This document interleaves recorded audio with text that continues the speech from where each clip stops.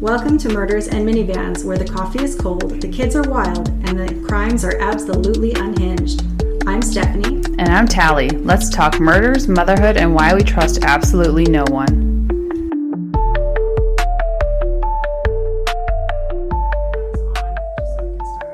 Yeah, let's ramble. Just before we get into it, sad news. Oh no, what now? Keith Urban and Nicole Kidman. Do you think that's real? Because they just got pregnant after like a lifetime. Like, she was a late pregnancy. Oh. Did you see that a while ago? Yeah. They had a baby already and I missed it. I didn't think that she was pregnant. Are you maybe thinking of other people? Maybe. Stephanie lives under a rock with celebrities. After marrying Keith Urban, she gave birth to their biological daughter, Sunday Rose, at 41 years old. And their second biological daughter was born via surrogate. So 41. Okay, but not like late, recently. Yeah, I thought it was more recent. So maybe it was like the surrogate thing that I saw. Well, and then so I went down like a rabbit hole about why. Yeah. Because like 20 years in Hollywood, that's like 100 years. Yeah, you've gone through a lot at that point. I guess like she was in that show. You know what? You might like it. Baby Girl. Watch it. I haven't watched it yet, but it's on my list. Yeah. See, and I was like, I was just going to go in and like be judgy, but I'm like, wait. Stephanie, You're that's a watch it home kind of show. I heard that she was in it, and then she had like done an interview about how she didn't want to act for a year or something, and then she had too many orgasms or something. I'm like, why? What? Something like that. And then I'm like, then she bought a house in America, like, and they live in wherever. Australia, I think. Australia. That's British. So close. No. Cleo. Oh, Vegemite. When they're like Hugh Jackman, and that like don't use that one. But there is a show and they're trying to do. I think it was Bad Amy. Remember she went by Bad Amy for a while? Yeah, that's great. Barbecue. Even Paul Rudd does it in Forgetting Sarah Marshall. Yeah. It's like, are you from down under? And Down under. Shrimps on the barbie. so bad. It's so bad I can't do an accent. But yeah, I'm very upset about that because I know, I thought they were a forever couple. there's a few rumors about it going around. And like we're going to have to do like bonus episodes, like maybe half-hour ones in the future. Yeah, that can be our paid stuff maybe. Of like just Speculating on stuff that's happening. just Tali filling you in on celebrity gossip. It's good to know. Yes. Well, we completed a birthday party weekend extravaganza. Both of our kids, both of our second children, both had birthdays and parties within Multiple 1 parties. week's time. Yep. And I feel like every year we're like, let's not do this, let's do one. And then we lie. Yeah. We just lie. And we do three. People need to stop having sex in December and January. Yeah. Like There's too many it's September a long, birthdays. cold winter. But Yeah. like wrap it. September birthdays there's so many birthdays. Yeah, and everything happens in September. Everything Enough. starts in September. Like, let's push stuff back, and we'll do it in October, November. Because, like, it does not matter if you get 3 more sessions of, like, 6-year-old ballet. Let's call it what it is and start in October. I agree.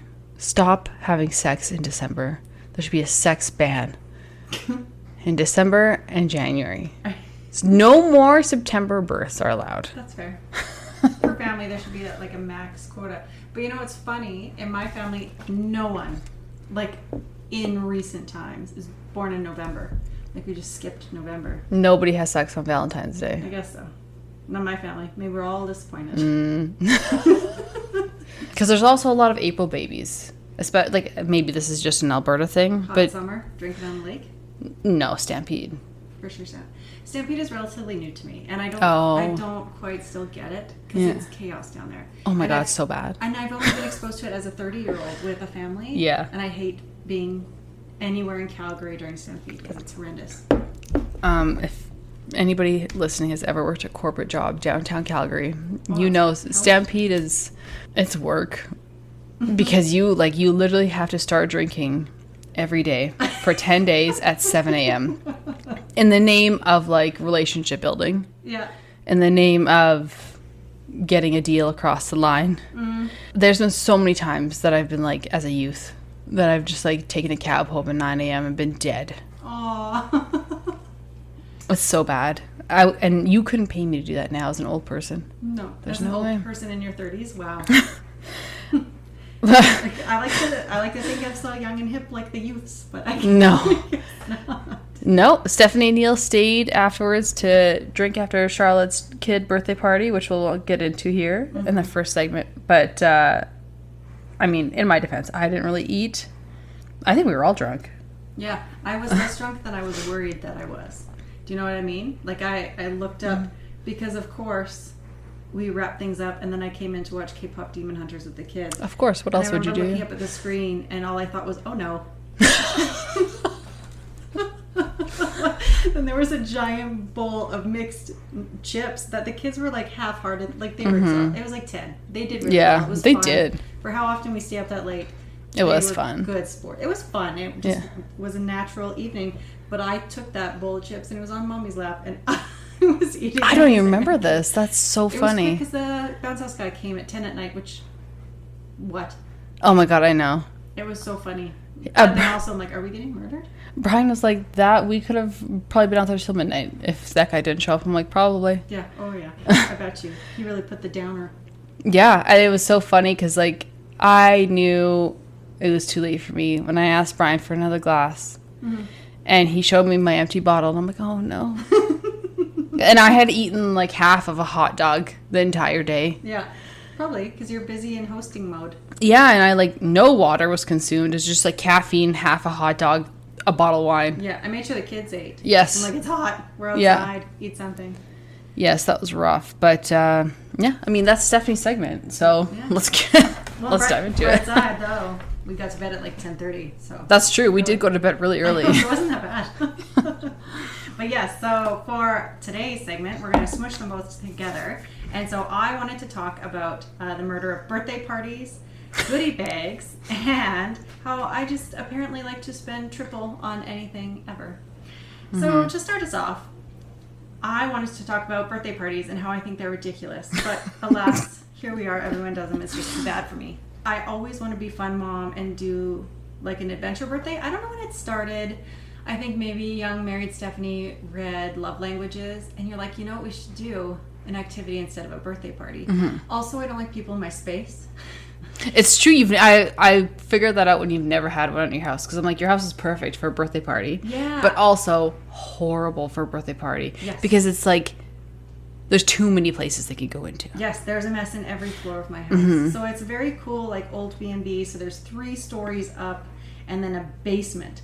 So thank goodness we have family in the basement. So it fills the basement. No access to the basement. But then there's just a plethora of rooms for kids to play hide and go seek and dress up and make up. A lot of nooks and And crannies. probably every single messy thing ever known to man in every room. So I like to try and do, at least bring something in so that I am not in charge of hosting all the time. Because I like people gathering and I like having holidays. Like growing up, we would do big family things. Neil's family is quite large. We like having people together. But I don't want to be responsible for everyone's good time. I would say, and responsible for people's kids. Yes, because it's stressful. Yeah. And now as the kids get older, they're drop-off parties, which is fine because then I don't have to entertain their parents that I don't like. But my kid's friends with your kid. Do you know what I mean? Like Are you talking about me? As I look across at you. But you know, there's always that parent you're like, shit. And you're like, so. I'm in my house and I have nothing in common with you. Yes. And small talk, I can do it, but for short periods of time, and it's forced. So I literally read a book on like how to meet people and make friends, hoping to get like some strategies. It's to deepen relationships, and that is not what I want to do with some of these humans. It's fair. It's very fair. I get it. So I've started trying to do events for birthdays. So like one time I did bring in, there was a really cool, Elsa showed up to my daughter's 4th birthday, I think. And that was really cool because she was like the party. She brought crafts and she helped cut up the cake and she did games and story time and all the things. That was wonderful. And then I tried to get, we did dog sledding for my son's 4th. That's funny. 4th is like milestone year apparently in our house. Yeah. I had no idea. Elsa and dog sledding. I know, in the same, well, not in the same year, but at the same point in their lives. Because they're fun. They're more individuals at 4. Like, Yeah. 1 to 3, they're still, it's scary when they eat. You know what I 1, mean? 2, 3, you can choose their theme. Yeah, which I enjoy. It could be banana peel. Mm-hmm. Like, it could be nothing. That's very true, yeah. They're still little beautiful blobs.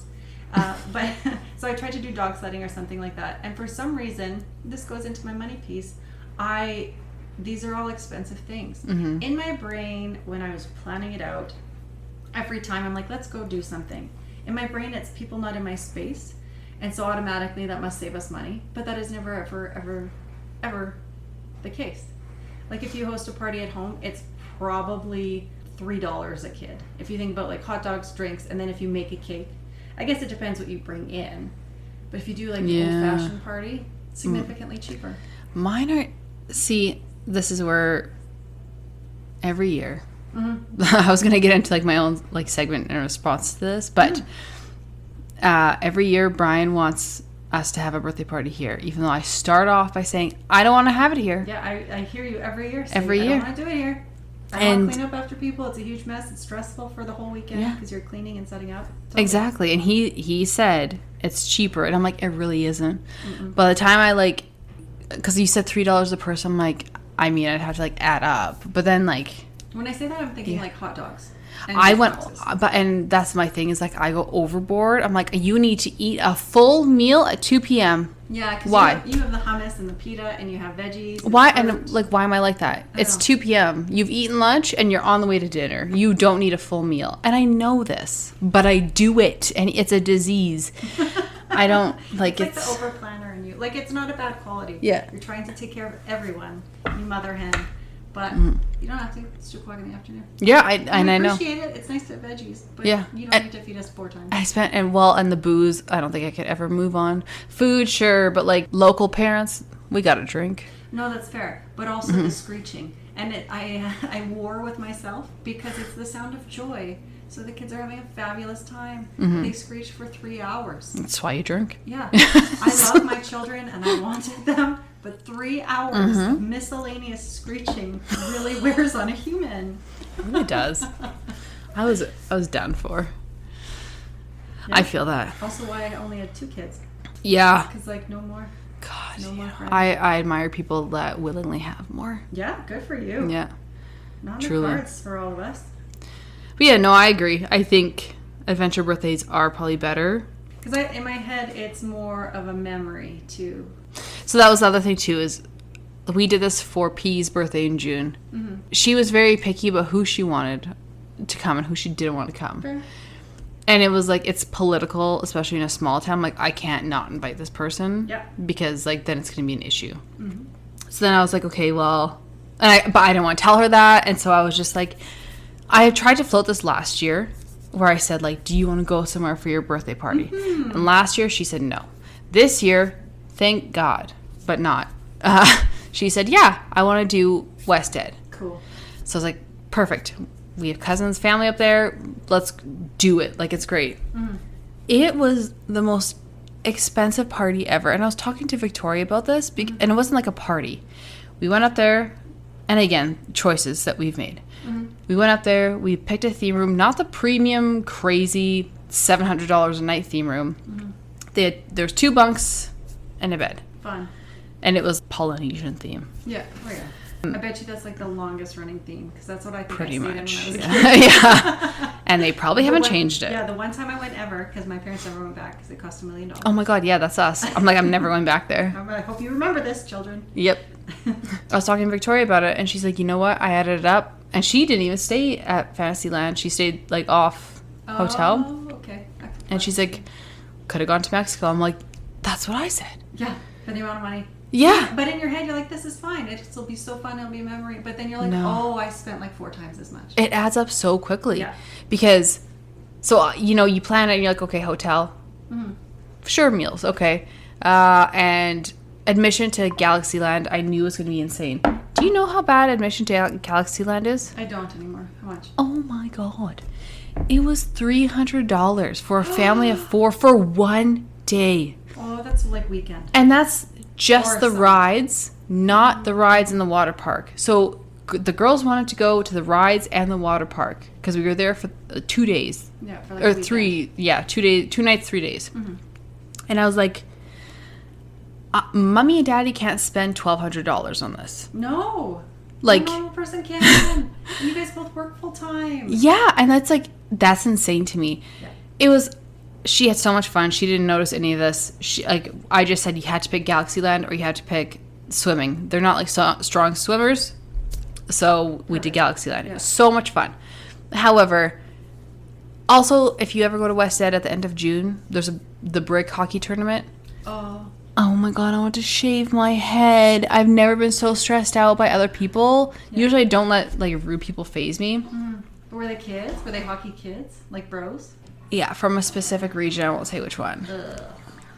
Ooh, okay. And I whispered it. But so the nicest ones were like from Quebec. Really? Je m'appelle.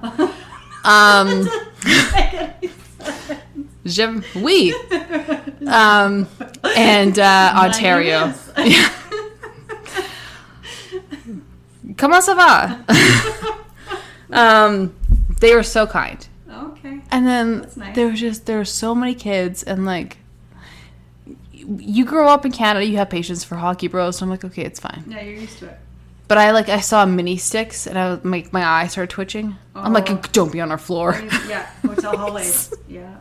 And then they were just everywhere. Like, we saw them everywhere. Everywhere we went, I'm like, oh, here you are. Here you are. Mm-hmm. I almost got into a fight. I almost went to jail.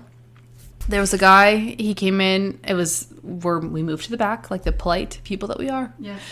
And he comes in with this giant freaking hockey bag. And Brian played hockey. He still plays beer league, but he played like pretty all his life. He has a lot of patience. This guy comes in with his hockey bag, and he like has it like to the side, you know, like up on his shoulder, but pushed back. Mm-hmm. And he almost hits Pete. And I'm like, hey, your bag almost hit my kid. Yeah. And so he just like doesn't say words. He just stares at me, gives me a dirty look, and then moves it. And then it hits C. Oh. And I'm like, there's another kid here. Yeah. And Brian's like, it's okay. He's going to get off the next floor. Yeah. And I'm like, I don't care. Mm-hmm. And so he doesn't move when it's our floor. And I'm like, it's amazing to me how little self-awareness you have. Did you say that? I left the elevator because I was like, I'm very calm until I'm not. Yeah, no, that's fair. And it takes... Step too far, man. It's like when it's my kids or like people that I love, goodbye. Oh, yeah. Yeah. No, goodbye. I can understand that. My crazy came out similar but different at C's birthday party when someone lingered near Neil, but then held a handshake just too long. It's going to come up. Wait, I was like, oh my God, who? I forgot about this already. Oh, I didn't forget. I'll never forget. Yeah. He knows my crazy. He's very well aware. This will not come as a surprise that she's now cursed. It's very funny because I had like plopped down next to them and I saw him like kind of like doing this, like looking for you. And I'm like, no, she's seen. Yeah, she knows. She's really here, don't worry. It's funny. I was never jealous, ever. Like, dating when I was younger. Never jealous. And I don't know, maybe because he's almost unaware of female attention. Then I'm like, oh, you sweet, naive man. And so, when it happens, I'm like, hey, he's mine. I got your back, bro. Like, I get crazy. You like pee on him. Like, yeah, mark. I do. I've joked. Like, maybe I do have to just, like, show my... Yeah. Mark him a little bit. Yeah. But it was quite entertaining. I'm with you. I'm like, it comes out sometimes. I try to be nice and cool. Like, I teach yoga. I taught elementary school. Like, I got my shit together. Don't hold on to that handshake too long, friend. Mine are like certain people trigger it for me. If it's like, I don't know. Sometimes it's, there's certain ladies from the restaurant in town. And they'll say hi to him, but not me. Ooh, yeah. This one avoided my eye contact, too. So I'm like, oh, yeah. I know that you know I'm here.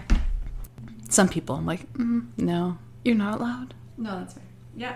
I go to 0 to crazy real fast. Yes. But I think we're both aware now of Stephanie's level of crazy. That brings me to goodie bags. And I just think, I don't know, this exchange of goods that is birthday parties. So you're hosting these children. They bring you like a $25 fucking gift. and then you also spend more money to give them take-home gifts. It just seems ridiculous. So I didn't tell anyone. I just stopped doing goodie bags. Mm-hmm. The first year I did it, I got like some weird like false starts almost. They're like, oh, is she handing me something? No. Oh. Because I paid for your child to go to fucking Callaway Park. It's pretty like... I'm not giving you more. I would say it's 50-50 now with goodie bags. Like, I wouldn't say that you're... Really? I wouldn't say that you're, like, out of the norm. Good. At all. I just cannot. Like, you're already spending so much money. And then it keeps adding up. There's just so much. Yeah. And also, it's a kid's birthday. It's going to be trash in that bag anyway. And you might just throw it all out because it's going to be like a single-use glow stick, a tiny Play-Doh. You're listing things that were in my goodie bags. I know the kids love it, and I don't mean to attack you. But it's just stuff. Or you could have saved the money. I know. Okay, so in defense of goodie bags, last party for P, I did cookies and icing that kids could decorate with. Yeah, it was cute. Yes. So I was like, because that was the year I started to be like, this is dumb. Mm-hmm. Because there are some goodie bags that are like stickers, a glow stick, a paper sunglass thing. And I'm like, what the fuck is this? Yeah. No shade to anybody that does this. Like, it's just like, that lasts 5 seconds. Yeah, and we just needed some content for the podcast, so like, bear with us. Yes. So then this one, so I got all of the stuff for the piñata. Yeah. And then I was like, this is way too much shit. So I got the bags for the piñata, and then I was like, well, I'll just like start them off with this stuff. Fair. Yeah. You often do a piñata for C's birthday, and then it fills the goodie bags, so it makes sense. Yes. And then I did it with like glow sticks. I knew that was gonna last 5 seconds, but like she fucking loves glow sticks. Who doesn't love glow sticks? And then Play-Doh, I was like, well, she loves Play-Doh. And then slap bracelets. I don't know. My kids love like. I don't know why they love slap bracelets. They stay forever. Yeah, they stay forever in our house. And I just told them out because I'm tired of seeing them. Yes, 6 months. That is fair, and that's probably what I would do. But like there's like one that they both fight over still, and I'm like, you guys, it's. That's so cute. It's from the dollar store. Ridiculous. But yeah, 50-50 on like goodie bags. I think most people don't really do them anymore. That's good to know. Yeah, and I mean, like, I don't know. I feel like my kids get upset when they don't get one. Like, they didn't care at your party because they were so tired. Yeah, I don't think anyone knows. Maybe that's the pro of an adventure. Maybe. But, like, if they're at somebody's house, they're like, where's my goodie bag? Like, in the car, they'll say it. And I'm like, well. Maybe that's the quality of the party. You guys hire them out and then they don't even notice. Yeah, maybe that's the key. Maybe. I thought all the kids were tired here. But then, no. I don't know how S&E stayed up so late. Like, it's like they got, like, 57th wind. Like, we're just fine. We're seeing sounds right now. They feed off each other. Yeah. They ate so much junk food. Because mine had free reign of candy, which, like, is rare. And but I've seen it before when I was teaching. There was a family that was very extreme. So they were a hard, no sugar family. But then we would have a bake sale at the school as some sort of fundraiser. And those kids would go nuts. They would bring all this money that they had hoarded, and they would buy every sweet, and they would be exhausted by like 2 p.m. because they had all the sugar and they're crashing. This is make them so sick. This is how I was. Yeah, like it is true. If it's too restrictive, then the kids, if given free reign, they go nuts. So I try to teach healthy moderation. Like if you're gonna have candy, go have a yogurt or something. Like have a protein to help balance it and a fat to help slow that spike. Sometimes you can't. Like or do you need 5 sweets a day? Could you have like 2 or 3? Then birthday party stuff is smaller too. It's always that, like the piñata stuff is smaller, usually. Birthday parties, Christmas, Halloween, Easter, like all those big ones. I'm like, whatever. I know. Yeah. I kind of give them the day to be free, and then like Halloween, I started because also S and E, I put them in clear bins that they could see, but I put them on a shelf. They know where it is. E will probably slowly go through it. S won't. Like, he'll take a few things and then he'll forget about it for 4 months. And so last year, I got the idea to offer to buy it from him. So we put it on my little kitchen scale. I'm like, okay, it's this much worth of candy. Come on, just buy it from you. And then Neil took it to work or something. And S did. E was not interested. She's like, oh, that's fine. That's really funny. But S is never, that's their personality. Older kid, they're like, oh, yeah, I'll take the cash. No problem. Younger kid, no way. That's my hard-earned candy. I should try that. Because that's a problem for me too, because I grew up like no sugar. Yeah. And I'm Fair. at the ripe age of almost 35. Mm-hmm. And I still, to this day, have issues with sugar. Hmm. Where like I need to have it in every day, like every way. Oh, okay. And I have such a poor relationship with it. It's gotten a little bit better. Mm-hmm. But my God, like my mom would never let me have sugar ever. Mm-hmm. Ever. Or like any really bad food. So then like I would just sneak it. Yeah. No, And that's then- what you would do. Yeah. And it created such a terrible relationship. So now I'm like, eat whatever the hell you want. Yeah. Like on those holidays and like special occasions and stuff. Mm-hmm. But yeah, I just, oh my God. Yeah, I'm with you. I hate it. Yeah. So that kind of wraps up mine. So, Oh, okay. Well, yeah, adventure birthdays, goodie bags, and how I definitely spent like 4 times as much yeah. as opposed to just hosting it at home. Well, and in be Callaway accessible. too, I was like thinking about it. I'm like, shit. Like, I don't know how much each kid was, but like, It was significantly cheaper Yeah. with the group rate because usually Oh. the regular admission is 52, and so each of you were 38, yeah. and then Emily was free. Oh, nice. So it wasn't so bad. Even the kids were 38? The kids were 38. God damn. That's why I lied about Lily's age. Don't come after me. And Lily said Lily was younger, so she was free. I'm like, no one's going to fact check Lily. No. How old do you have to be to get it? Under 2. She get deli pass for under 2. She's small. Yeah, yeah. Yeah. Oh, yeah.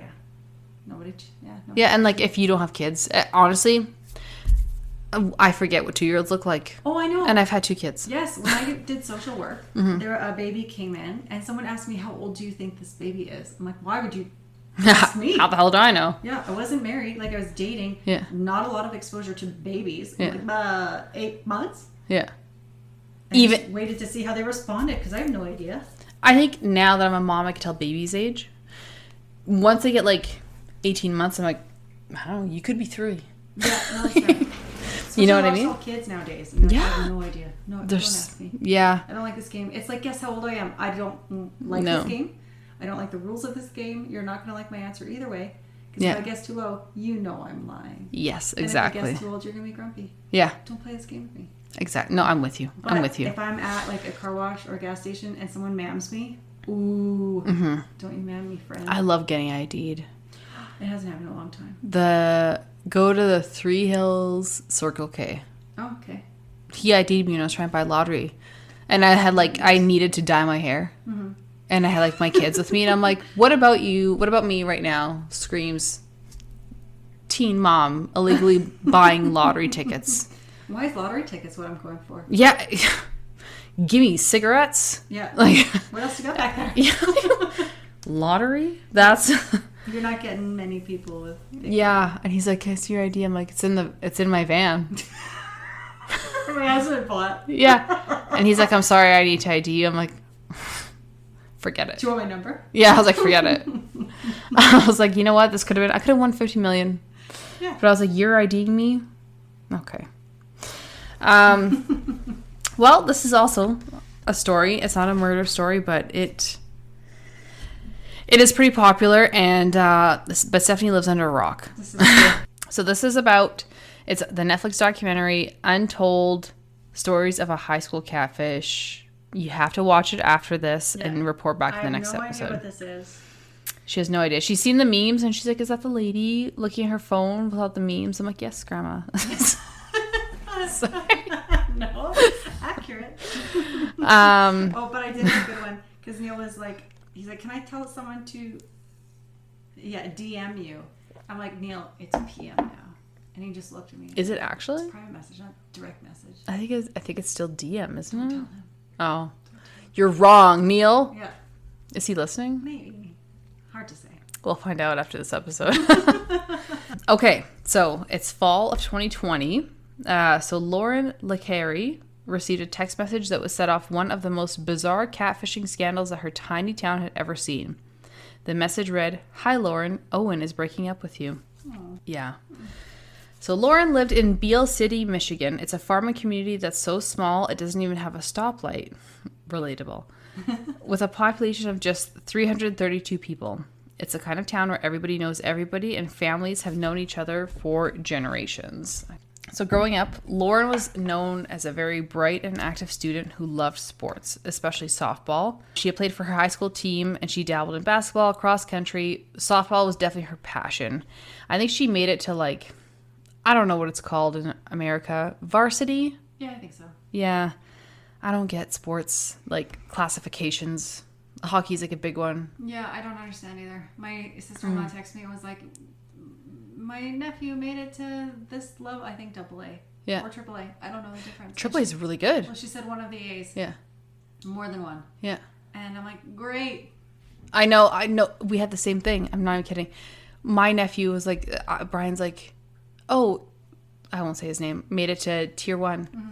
And I'm like, oh, is that good? Is it one top? And he's like, well, AAA's, like, he like went into the classifications. I'm like, is it just good or bad? Yeah, just tell me. Just tell me yes or no. Yeah. But yeah, congrats to both of those boys. Nailing it, I guess. Yeah, killing it. So at home, Lauryn was an only child, as far as I can tell. And in the documentary, she had lived with both of her parents, Kendra and Shawn Licari. On the surface, everything was very ordinary, typical small-town upbringing, supportive family, school activities, close circle of friends. And from all accounts, she was a very typical teenager navigating her high school life in a rural community. And you know what? That sentence in itself, I'm like, that does not sound like a good time. No, boring.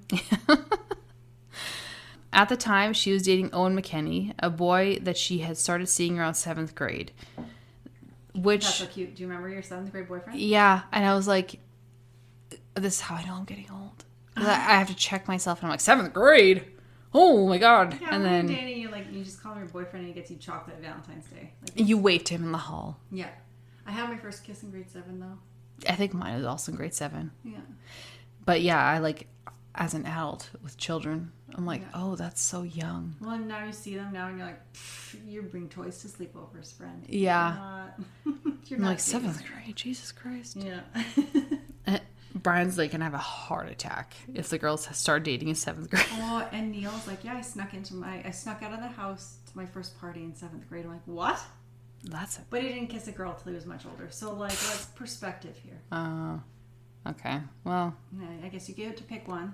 That's true. Mine was kissing, and his definitely was mine. Yeah, mine was kissing too. Yeah, you pick. Yeah. Okay, they had been dating since 7th grade. Their relationship was quite serious for their age, and because this is a small town, their families were very, very close. Ugh. Yes, so Owen's parents, Jill and Dave McKenny, were very close friends with Shawn and Kendra. Very, like, small town kind of closeness where dinners, games, shared rides, everything was kind of common. This functional families, get out of here. I'm like, this sounds like me and you. Except I don't think any of us would do this. So the text messages obviously were very unnerving. The first one seemed like a prank. Lauryn had actually thought that it could have come from classmates or Owen's friends just trying to like play a prank on her because it was just so out of the ordinary. But given how small and tight-knit the community was, the idea that somebody was targeting Lauryn and Owen so personally carried an extra heavy weight. Everyone knew everybody, and that meant that the person behind the anonymous number most certainly knew them. So at first, Lauryn didn't really panic. So it felt like, again, more like a bad joke. She assumed that it was Owen's friends, but then they didn't stop. Within days, more texts followed.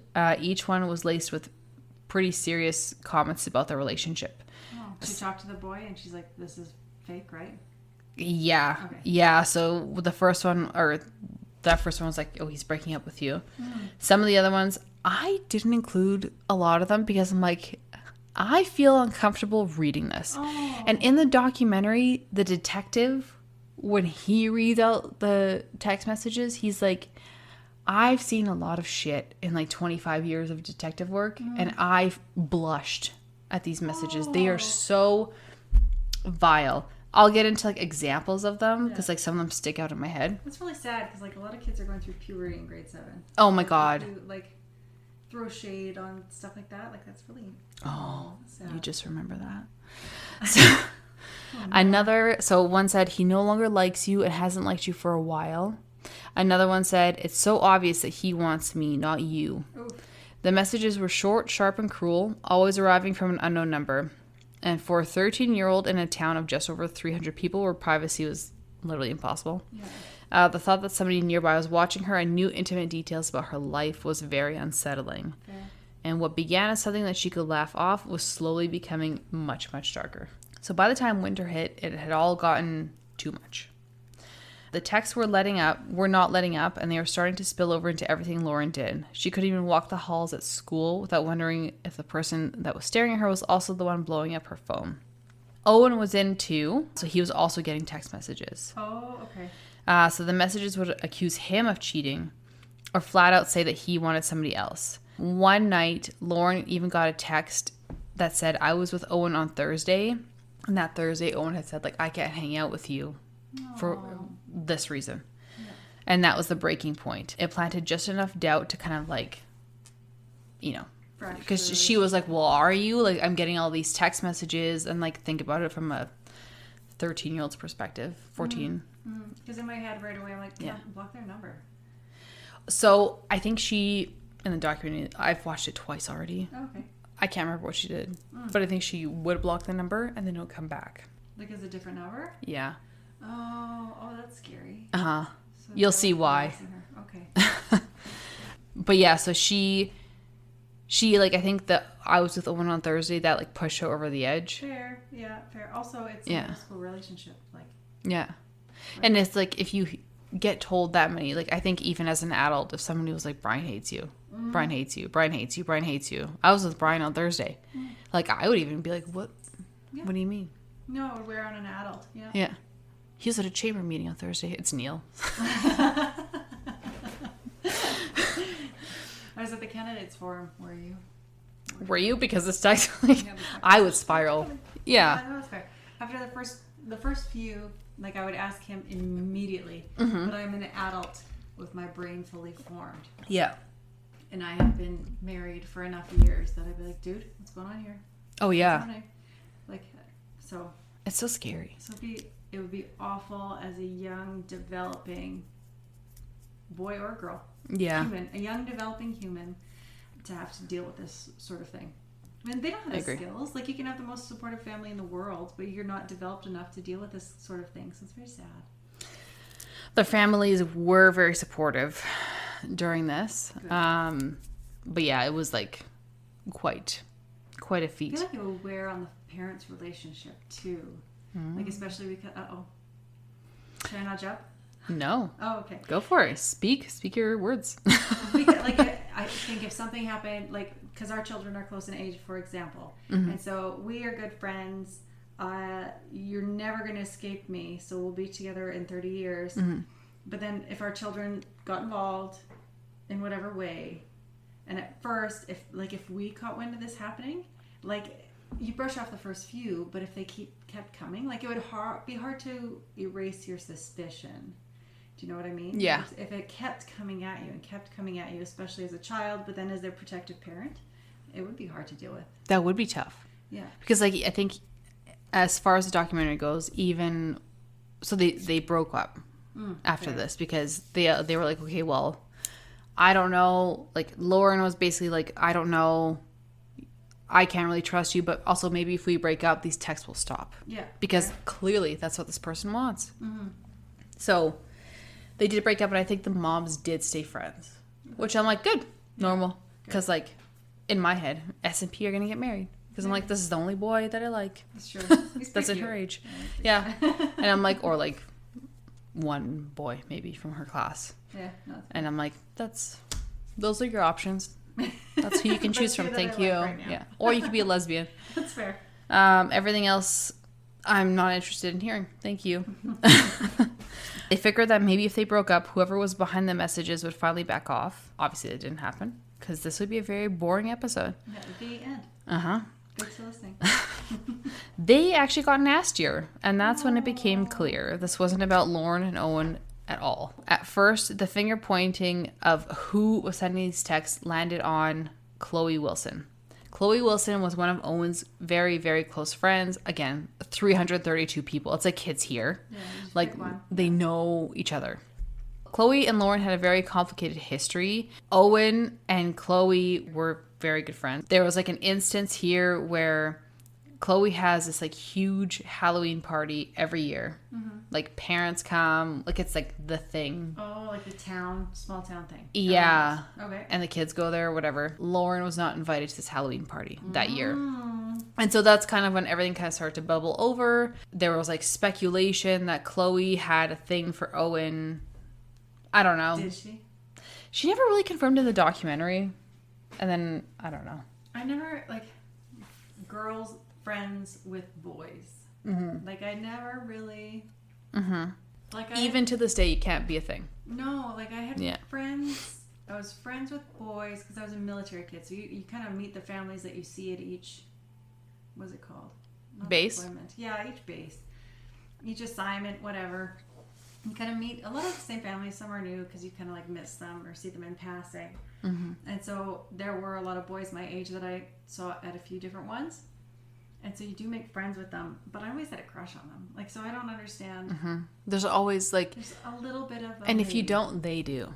Yeah, there's a little bit of a maybe. So I never quite... It's even as adults, like... I'm not just going to text Brian. No one else, like, I say this to, like, my friends that are, like, still friends with their exes or, like, friends with guys or whatever. And I'm always right. Yeah. Because feelings eventually develop and it gets awkward and the friendship ends. Yeah. You cannot be friends with the opposite sex. Marriage tips from us. So they were, again, friends. Always speculation that Chloe wanted more and was maybe a little bit jealous of the relationship with Lauren and Owen. Maybe. Owen himself said in the documentary, he said, Chloe's not like a bully, but like bully adjacent, like mean girl. So like, does that mean girl speak now? Is that what we call it? Like a vibe. I would say, like, from watching her, and again, I don't know her. I'm an adult making an assumption of a teenager. Yeah. But she just gave off the vibe of like, I was scared of her. Oh. You know? Mean girl adjacent, one might say. Yep. Like if she looked you up and down, I'd be like, "What's wrong with my outfit?" Just gonna wipe my face real quick. I'm like, I'm gonna take a different route now, so I never see you again.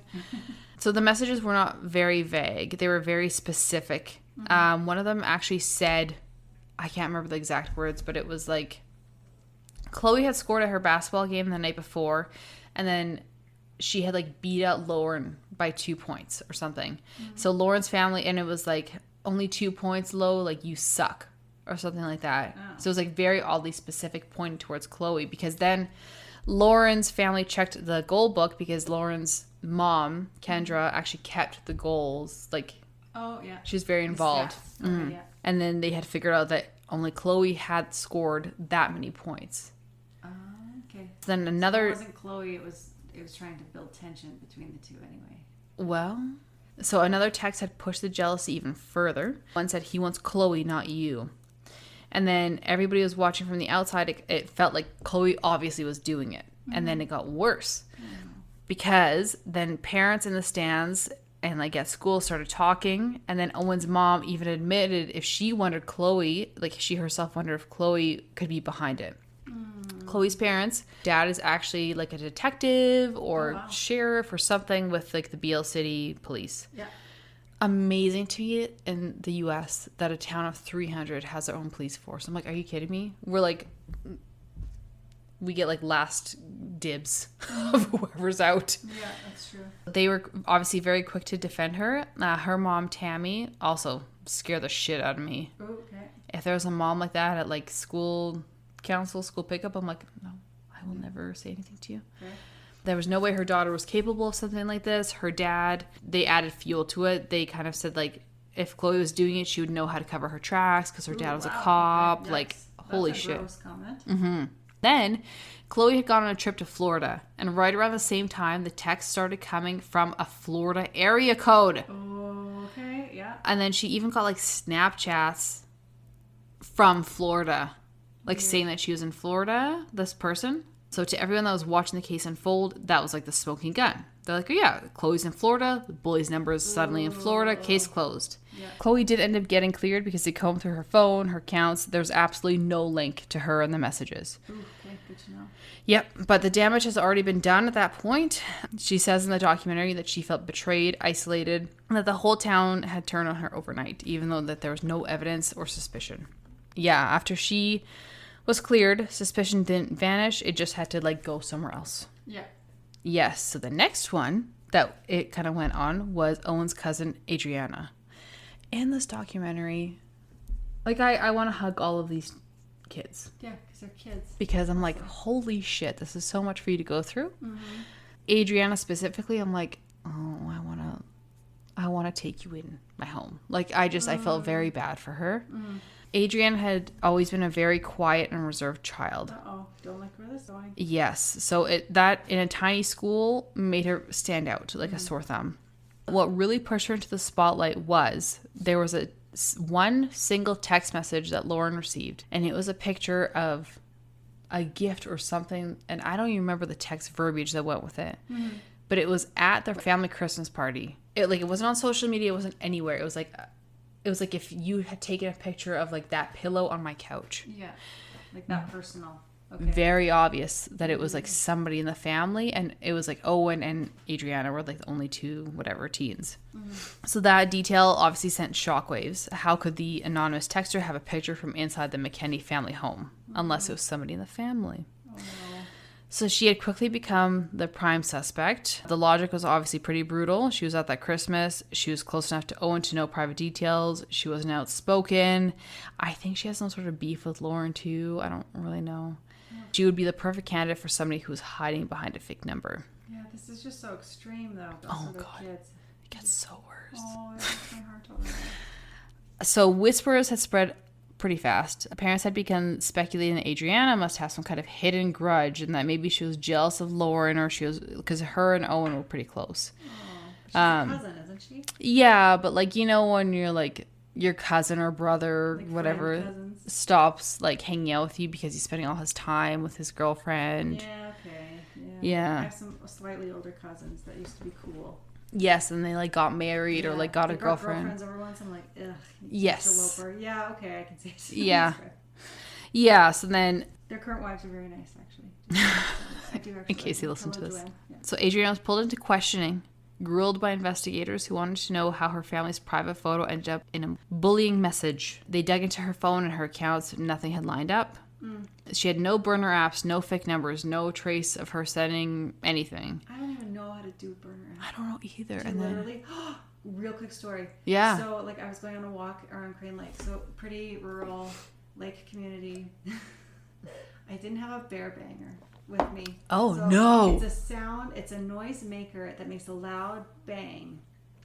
And so I was walking over this hill, and a truck was coming the other way, so towards me. He pulled over. He's like, hey, there's a bear just on the other side of this hill. Like, you need to have a bear banger. I'm like, oh, shit. Okay, thank you for letting me know. I'll turn around. I was stubborn, and this was my alone time, and it was like 7 in the morning. Did you keep going? Oh, I definitely kept going, but you know what I did? I Googled bear banger. And do you know? What do you think I came up with a noisemaker app? I typed in the words bear banger. Did it actually? No. Oh. It came up with a bunch of gay dating apps. Because bear is a preference type. No, I have that in my history of my phone. I was like, wait, there isn't an app that like makes it bear? I don't know the words to type in. Noisemaker, but it's in my history now. I'm sorry, that's so good. It's horrible. And it's so funny because I'm like, oh shit. Like, oh, I can't wait to make the Instagram for this. This is my count to meals. You can see that it's like in bear banger. So can you imagine if he was like snooping through your phone? Like he's like, why is she into gay men? Gay bears, because it's like big hairy men. Yeah.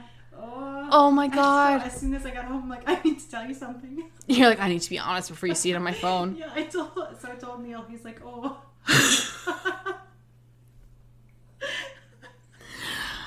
Oh my god, that's the best story ever. The point is, I don't know what things to look for. So if you're looking for like a burner app, I would literally type in the words burner app, and who knows what I would get.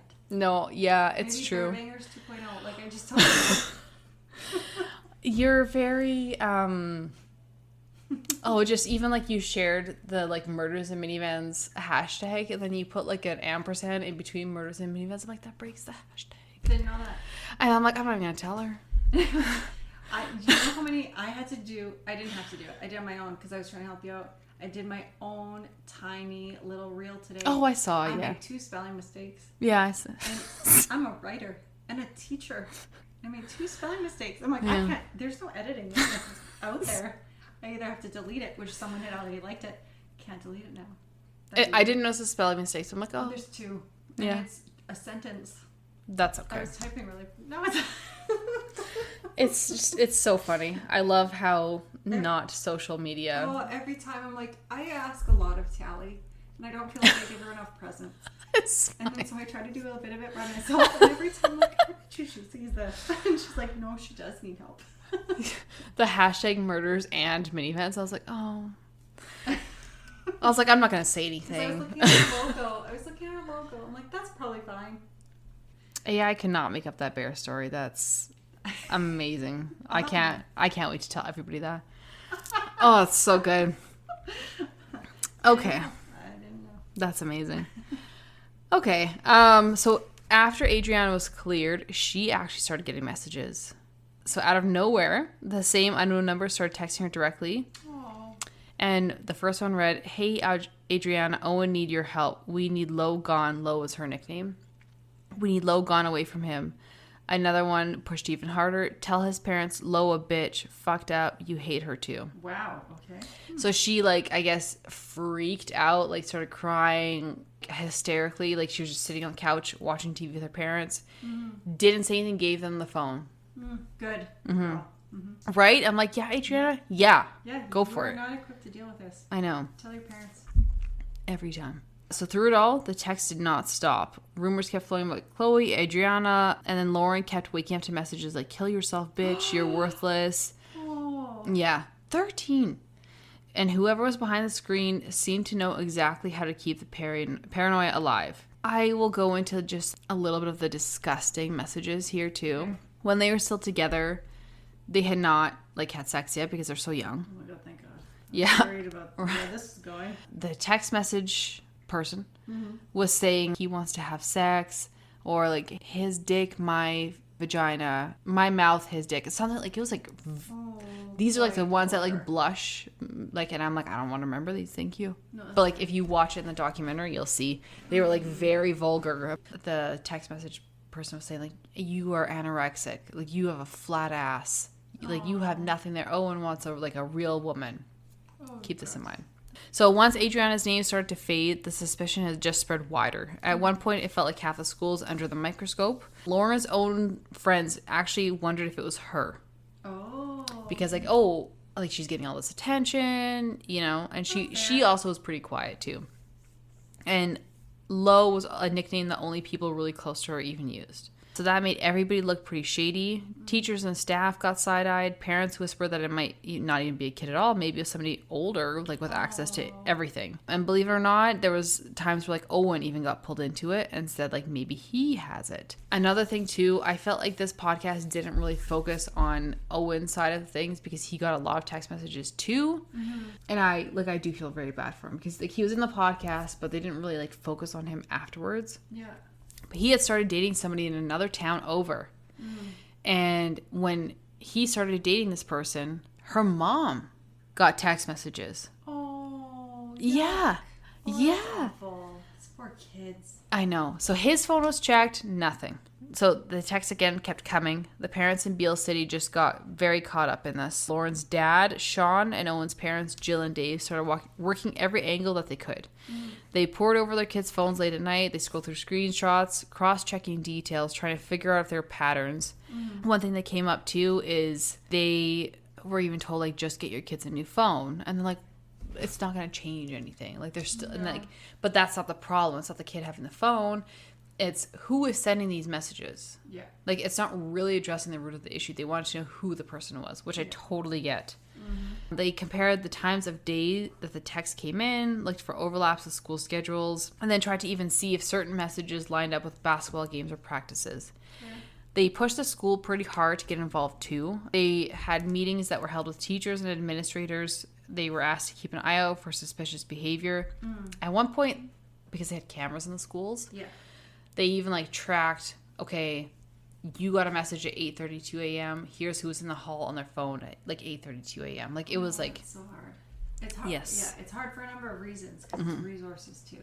So it's not like that's the only shitty thing going on in a school. And I'm not pointing fingers.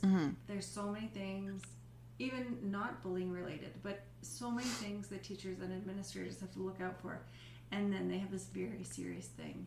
Like it's a very tricky. There is not money in the budget to allocate resources to this. So maybe in the States. Maybe in the States, but things in Canada, especially Alberta, things are getting focused on, but something else is going to be dropped. Yeah. That's just like the sad part of it. That's how it is. Well, and like they're just humans. Yeah, they are just humans. Money doesn't grow on trees. Yeah. And you only have so many people in a building. So if you're taking someone to comb through on their off hours, like that's just, it's wearing away. No, I agree. And that was what I thought about too, is like, this is a very serious problem, and everybody's probably so focused on it that there's probably other kids too that are falling by the wayside because their problem isn't as serious. Well, and I feel like it's very much the tagline of bullying. It's such an abstract idea right now, but it's a hot word. Like at the moment you say bullying, it's like the moment you say discrimination. Yes. Like there are these big buzzwords that people say to encompass so many behaviors, but then because you said the word bullying, we're in. Yeah. This is now our new focus. And so like inclusion is another very big one that we're starting to more dissect. Trauma is a very big word. I'm so tired of hearing trauma. Well, and again, I'm not saying trauma is not a thing. We use the word trauma to encompass such a wide amount of things. Yeah. That we're going to have to learn more verbiage. So I'm just saying when you hear the word bullying, everyone responds, and that is the new focus. So you're taking so many resources from other kids to focus on this really, and it's a horrible bullying, but cyberbullying too. How we are still learning how to deal with cyberbullying as a teacher, God, as an administrator in education, like you are still learning. No, I agree with you. And I think, like, cyberbullying kind of started, like... It started, like, 10 years ago. Like, at the beginning of, like, MSN. I feel like I got it. Yeah, like, Instant Messenger was kind of the beginning. Because I was reading a book. I forget who wrote it. But it was on cyberbullying when I started teaching. And back then, it was mostly that and, like, email. Like, spicy emails. Because we didn't have text messaging. Wasn't as prevalent as it is now. Did you guys... Like, do you not remember Honesty Box? No. Oh, my God. Was it very city? Holy shit. No, it was the worst app. Okay. It was like back when Facebook had like walls and you could like add apps to it. Oh, okay. So like I got Facebook in grade 11 or 12. Oh my God. And like my sisters-in-law got it in college. Like Neil got it in college. Yeah. Oh, sweet summer children. Yeah, it wasn't Country Bumpkins. This right? was character building. So Honesty Box was an app that you added on to your Facebook wall. Okay. And people could write in your Honesty Box completely anonymously. Uh-oh. And I got the craziest shit in there. Like, did you get roasted? Like, what was it? Oh yeah, I remember I had this one. I will always remember, and I know who it was because I remember I called the person out, and then she's like, "No, it's not her." And then like this girl wouldn't look at me in the school for the rest of the time. And I'm like, okay. Again, character building. Would I bring this app back anytime soon? No. Maybe if you were like over 24. Even then, do we need this? Is that a thing that we need? Sometimes I want to be mean to people because they need to hear it, but I don't want my name attached to it. Okay. Run some toner through your hair. Okay, mean girl. If you hold my husband's hand too long, they'll know it's me. Exactly. Yes. Yeah. This one girl, I remember it was like a lilac colored coat. I love this coat. I gravitate towards the color purple. Yeah. Not like an obsessive, like that girl from Breaking Bad way. And I remember she had wrote in my Honesty Box, if you wear that purple fucking coat again, I'm going to kill myself. And so I had I stopped wearing the purple coat that instant. How many years did you have that coat? Entire year. I think Was it it a poofy coat? It's like a windbreaker. Oh. It was cute. Yeah. And Party poopers? yeah, and then she put that in there, and I was like, I don't care. I'm like, I'm not going to say the last name. I'm like, hi, Ariel. Ariel's pretty. Uh-huh. And it was like my friend's little sister too. And I'm like, hi, Ariel. She's like, it's not Ariel. I'm like, obviously it's Ariel. And then Ariel never looked at me in the face again. And I'm like, you know what? Yeah, dumb bitch. Anyways, but like I got the unhinged things in that. And I'm like, this was character building. I needed this. This is the trauma response. Yeah. After years of therapy. Character building. I still remember these messages. Yeah, I still remember everyone. I probably know who said them, but character building. Yeah. Oh, yeah. Oh, it's gross. So Owen and Lauren's parents actually even asked if they could come talk to the class directly and say like, hey, this is really serious. This is impacting like our kids. Administration was like, no. And that's fair because that's a yes. weird one. Yeah. And like, at first I was like, therapists or something, but yeah, like, to bring a parent in, that's weird. Yes. And the administration was like, this is only going to make things worse. Yeah. And I understood that because I'm like, no, yeah, you're right. That's student body and the kids. Yeah. Because then if my kid came home and they were like, Owen and Lauren's parents came and they talked shit about this message and they like grilled all of us, I would be pissed as a parent. Yeah. And at this point, I think that's like, I am fortunate because we have the resources to move the kids or homeschool them or put them in a private school. Oh God. She'll have a bad week at school. I'm like, should we homeschool? Yeah. Yeah. Like I'm quick to be like, this is not a problem we have to deal with forever. No, I agree. But no, yeah, the world is different though. And then like this math homework that is laying on the piano right now, I was like, okay, let's like practice for your test. Looked at it, I'm like, I can't homeschool. And then what is it? Oh, like prime numbers and sequences. I'm like, are you kidding me? Oh yeah. And then Brian's like, this is really easy. And he's like, you want to homeschool the kids? And I'm like, not anymore. Some of Stephanie's. Yeah, I'm like, prime numbers? I've never used this in my adult life. And he's like, no, like prime numbers are this. I'm like, how do you know this? Yeah. To be fair, the verbiage is very different too now.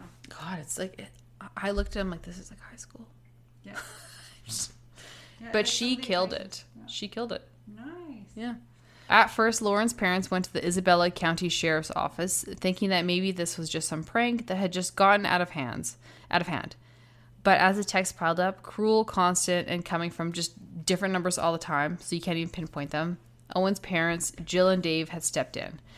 They worked with the school, demanded meetings, pushing teachers. Eventually, nothing had happened. So they had brought in the Mid-Michigan Computer Crimes Unit, which is a unit deputized by the FBI. Oh, wow. Okay. Uh-oh. Dun, dun, dun. Mm-hmm. The plot thickens. So that's when Officer Brad Peter got involved. He knew the only chance of catching the sender was through the burner apps. Those companies only actually keep records for about 2 weeks. So every time a new number showed up, Jill would send it straight to him. He would file a warrant immediately, wait for the logs to come back, and one response that he got was from the app Pinger. Pinger showed fake numbers connecting through Verizon IPs in Ann Arbor and Detroit, Michigan. Oh. And even through Beale City School's Wi-Fi. So it looked promising, but the school's Wi-Fi logs did not go back far enough, so it was a dead end. Then, Verizon ended up releasing a larger set of IP records from Easter weekend. This time, Peter could cross-reference the activity with every number tied to the families, and one of them lined up perfectly. Uh-oh. The same IP sessions used to send the anonymous texts were tied to that number, and it was enough for a warrant. In August of 2022, deputies showed up at the house. At first, there were denials. Then the story started to shift. The person admitted that they hadn't started the messages, but they had fed off of them and kept sending them. While police were searching the property, they found a gold iPhone hidden in a stack of wood outside. That phone, along with others they seized, tied the harassment back to its source. After nearly 2 years of paranoia, kids, cousins, classmates being accused and cleared, the digital trail pointed somewhere nobody in Beale City could have imagined.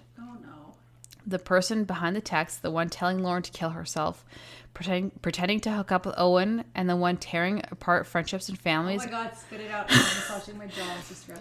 Was Lauren's own mom, Kendra Licari. Ew. Oh, no. That's a great. Thank you. This is feeding me so much. I was like, she's going to scream. I'm literally massaging my jaw because I was like clenching my teeth. I was so stressed. It's so bad. Wait till you watch the documentary. Like, like one tiny part, I'm like, oh my God, if it's a parent, I'm going to lose my mind. And it's her mom. Oh, gross. I know. What's her deal? So, she was the same mom that had sat in on meetings, who had pushed the school for answers, brainstormed traps to catch the bully. The whole time she was playing the part of the concerned parent, which is fucked up. When the truth... Yeah. Okay, oh my God, it's insane. When you see the documentary, you're going to... That's why I'm like, you need to come back. Watch it tonight or tomorrow. When you come back to record tomorrow, I need your opinion. Oh, gross. So when the truth came out, it obviously rocked Beale City. This was also so fucked up because they posted body cam footage of like going to tell Kendra, Lauren's mom, and they were like, "Oh, we found the source of the text," and she's like, "Oh yeah," like played it cool, and they're like, "Yeah, do you want to go in and sit down?" And then you could tell like her wheels. Oh, she knew. I wish that they had put Lauren into a different room. Yeah, I think, yeah. So sure. they called Lauren in. Lauren was outside. Oh, I don't like that. No, I don't think that's okay. They called Lauren in, and then Kendra was like sitting there with her. And Kendra's like holding on to Lauren. She's like rubbing her head and like kissing her, like just holding on. And you can tell very obviously that Lauren is in shock. It actually hurts me a lot as a parent.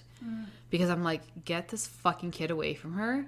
The whole time they like let her hold on, and they tell her that her mom was the one sending the text. Then they call Shawn, and it just everything unravels. And Shawn's like, get the fuck out of my house or I'm going to go to jail tonight. Fair. Often I find I'm disappointed in partners' reactions to things. Yeah, no, I agree. Yeah. And Shawn's though, I was prepared for him to be like, no, it's not her, you're mistaken, whatever. Shawn was like, get the fuck out. Good, like, yeah. Especially that weird YouTube. Did I tell you I watched that one actually? That weird YouTube one, the YouTube mom. I think she was. Oh, that one was messed up too. Yeah. Yeah, I didn't watch the very last episode because I was like, well, we already know she's guilty, and he's still like hanging around, and still like I don't think he ever would have left her really, unless she kind of left for that other woman. But I should do that episode next. But I watched that once. So it's sometimes an exciting response. That's true. Yeah. But I feel like that was like a disappointing response, whereas if he was like, it's an easy no. There's just a line you do not cross. And I feel like with either partner, if something happens with our children and you are any way implicated, the relationship is fractured. Like it's just, there's no going back after that. And so I appreciate that he had such, not violent isn't the right word, but it's such an explosive response, I guess. 10 out of 10 dad. For sure. Excellent. Yeah, excellent father. What the fuck was wrong with her? Like what? I don't know. About it? I would like to see the psych evaluation. Like, yeah. Well, what a horrible human being to do that to your daughter.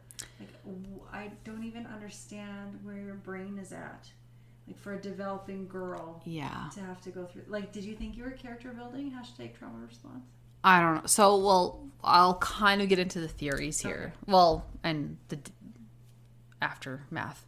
Yeah. So obviously for Lauren, like I mentioned, she was very clearly in shock. Wouldn't be. Yeah. Some of the texts too. Kendra had taken Lauren's photos and put like vomit emojis over them and sent it to them from this number. Added captions like skank, hoe, dragged all the other kids to it. And then Lauren herself was saying like, when they interview her now, they're like, she said, why would my own mom tell me to kill myself? I don't get it. Unhinged. So the case moved very fast. In December 2022, Kendra was arrested. The next year, she pled guilty to stalking a minor and obstructing justice. The judge handed down a sentence of 19 months to 5 years. In reality, she served about a year before getting out on parole. Oh, I hate that. In August 2024, she used 90 different phone numbers and sent tens of thousands of texts. Like, they lost count. That's so sad. Obviously, the fallout didn't stop with Lauren. Chloe, Adriana had been accused, and parents had admitted later on that they had kind of had uneasy feelings, but nobody ever thought, like, this was her. Well, why would you? Yeah, why would you? Mm-hmm. So, Lauren had to go on and rebuild her life. After her mom's arrest, she went to live full-time with her dad, Shawn. She graduated high school in 2024, played softball at Mid-Michigan College, and she started studying criminology. Ooh, good for her. Yeah. Go girl. So where did everybody end up? So Lauren doing her best to move forward. Like I mentioned, studying criminology. She's been very open about the betrayal. In the documentary, she says, like, I have a hard time understanding it because, like, my mom fucked me up pretty bad and I don't talk to her. Yeah. It took a lot to get there. But I'm like, I could just see there's no going forward. And I made that decision pretty young. Yeah, I feel like even now, for you to say that, like, you're pretty young, really. Yeah. But you've already made that decision and lived with it for a few years now, so. Yeah, and Lauren's just like, my mom did nothing as crazy as this. And Lauren's like, it's my mom. I love her. And I'm like, I don't know. Those are very it's formative complicated. years. And so it's building her relationships. Yeah. I'd be interested to see how she is in like 5 or 10 years and see where she is. That's kind of what I thought too. Yeah. Because I'm like, it's going to hit you. That's when you're starting to learn who you are and what you are and aren't willing to deal with. And so she might forever have trust issues. Especially like if she chooses to have her own kids. That was a big wake-up call for me because like I've kind of forgiven my parents for a lot, but when I had my own kids, I was like, how the fuck could you do this? Yeah. Like I love my kids so much, and I'm like, what the hell? Yeah. So it's a complicated emotion. But yeah, so she kind of says like she does still struggle with communicating with her mom now, but they do talk. Yeah. They do talk. Oh, I don't know. It's a tough one for me. It would be hard because you're so young too, and so you always have that in the back of your brain. She is. My mom, whereas I feel like if you're tiny, but like middle school is different too. Yeah. Whereas if it started in high school, it might have also been a little different. I don't know. What are your thoughts? I don't know. This whole situation is so fucked up. Like that's why I need you to watch the documentary because like when you like put the faces and names together, you're like, oh. Yeah, it's horrendous. I'm glad a tiny bit for a second I was worried it was his mom. No, his mom's awesome. Yeah.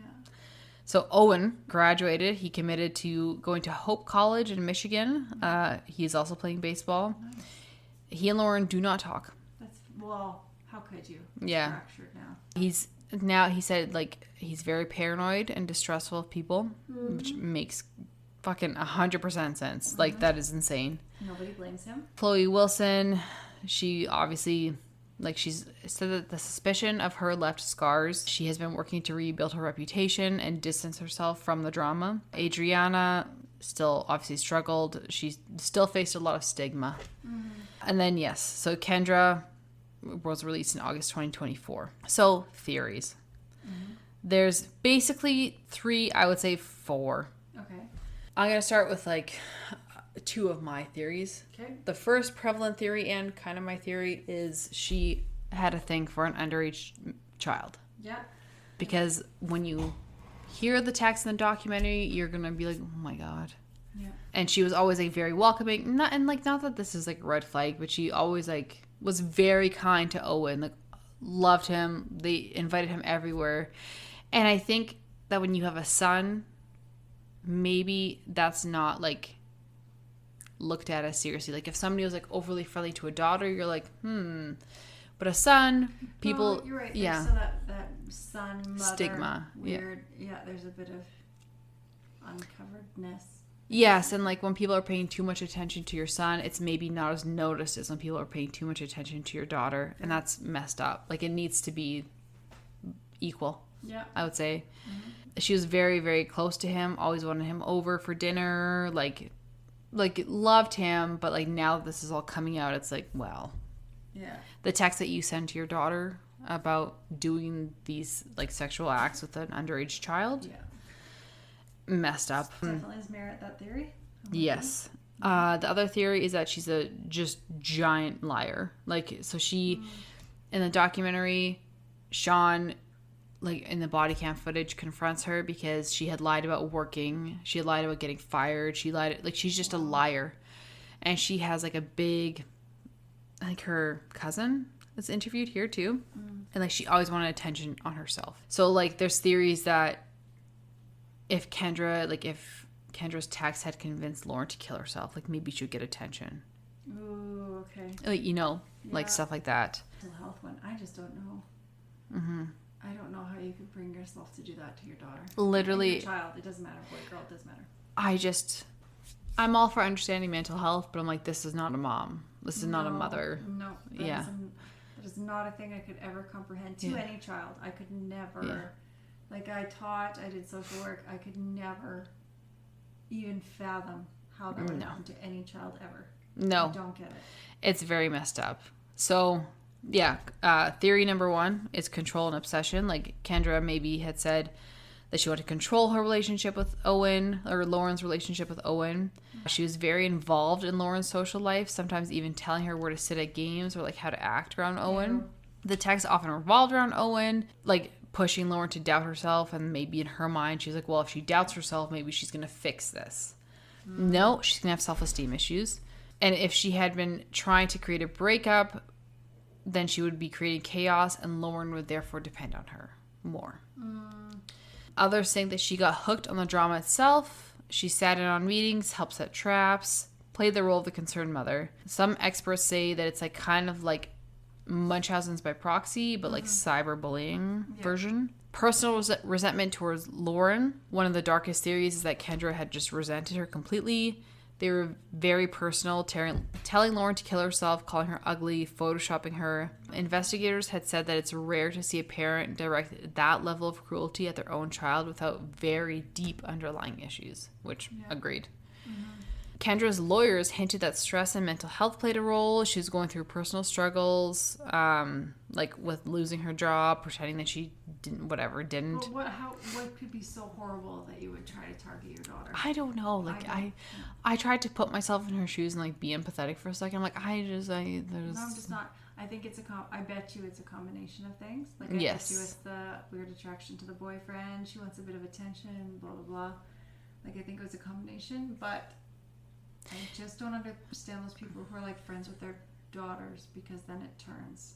Yeah, I get it. Like if your teenage daughter goes away from you and you want them back, like, but this is insane. Yeah, I would say your relationship changes. Yeah, but it doesn't evolve to such a degree that you're bullying your daughter. If you want them back, take them to Sephora. Yeah, I don't know. Go to brunch. Yeah, with your daughter. At the end of the day, I am your mother. Yes, no, I agree. I agree. Some locals believe that it was a mix of loneliness, frustration, a need for control. And then the last theory is there's a pointing suspicion at Lauren's peers, like Chloe and Adriano, so that she could deflect attention away from herself. Like she was saying, taking that picture of the family Christmas, making it seem like Adriano's doing it. The points thing with... I feel like it was almost taunting. Yes, yeah. And then she was like very obviously trying to make it look like it had to be a classmate, not an adult. Yeah. But that's the story. That is a fucked up story. I'm so tired. It was an emotional roller coaster. I've watched it twice. And I, like, Brian kind of knew, like, when I showed him the other one, but he was like, this is so fucked up. So, like, even that you know who it is, watching the documentary paints a very good picture. Oof. Because the only memes that I saw was like, sometimes I feel a bit like a bad mom, and then I see this Netflix documentary. Oh my god, yeah. And know that I'm doing everything right. Literally. If that's like, I think everybody's an excellent mom compared to her. Oh, that's horrible. And it's funny, like they interviewed her after the documentary, and she's like, "No, I loved it." She loved the attention or the documentary? She said she loved the documentary, and I'm like, Ew. really? Because you look really bad. Yeah. Because you are really bad. Well, thank you for listening. I'm dying now. Yeah. My cold's kicking in now. Liquors wore off. Well, thank you for listening. Bye.